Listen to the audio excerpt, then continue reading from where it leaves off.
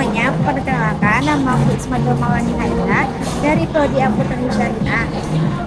Kali ini saya akan menerangkan kembali materi yang telah dijelaskan oleh dosen saya, yaitu Bapak Furqon, mengenai materi tentang ilmu yang akan dijelaskan kepada teman saya. Halo semuanya, kenalin nama aku Hilmi Aulia Gunawan. Aku dari Fakultas Sarjana Hukum, Prodi Ilmu. Oke, kali ini saya akan menjelaskan kembali materi dari Bapak Furqon, yaitu tentang ilmu. Apakah kamu sudah mengetahui apa itu pengertian ilmu? Ya, saya tahu. Baik, coba sebutkan bahasa Arabnya ilmu. Al-ilmu. Betul. Saya akan menjelaskan lebih dalam apa itu ilmu. Dimulai dari kata ain. Jadi ain itu dimaknai sebagai kata semangat. Jadi kalau kita diartikan semangat dalam mencari ilmu. Jadi kita harus haus akan ilmu. Jadi hausnya mencari ilmu itu harus melebihi hausnya kalau kita haus minum, haus makan. Jadi intinya ain itu bisa disimpulkan sebagai simbol semangat. Betul? Baik, kita lanjut ke huruf kedua, yaitu lam. Jadi lam di sini diartikan sebagai sifat kabar.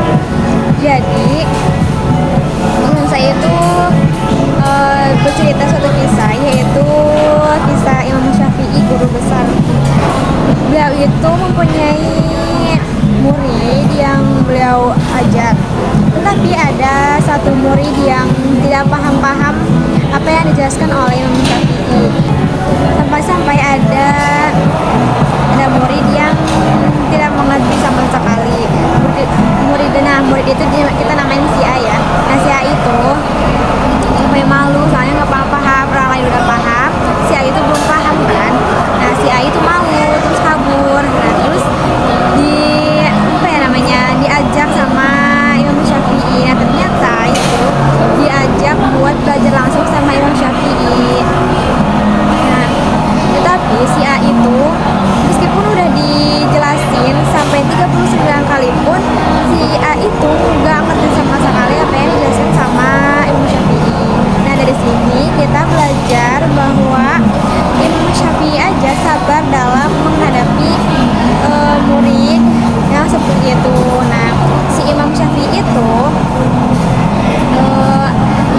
berkata kepada si muridnya bahwa ilmu itu turunnya dari Allah Subhanahu wa Ta'ala.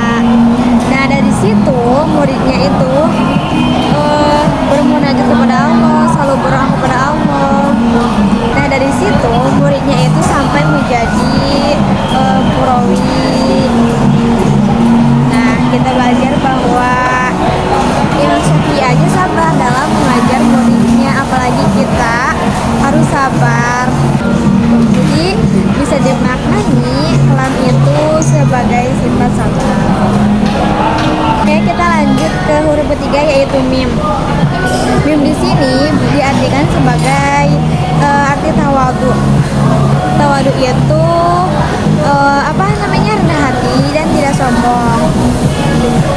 Seperti kayak misalnya kamu mempunyai uang banyak, tetapi kamu itu memakai uang itu dengan tidak bijak, dengan berfoya-foya. Harusnya kalau punya uang kita harus apa? Sedekah. Tuh, kita harus sedekah supaya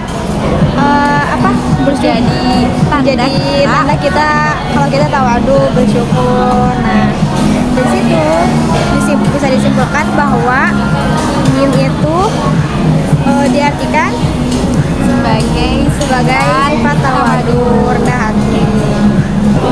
Oke, segitu saja penjelasan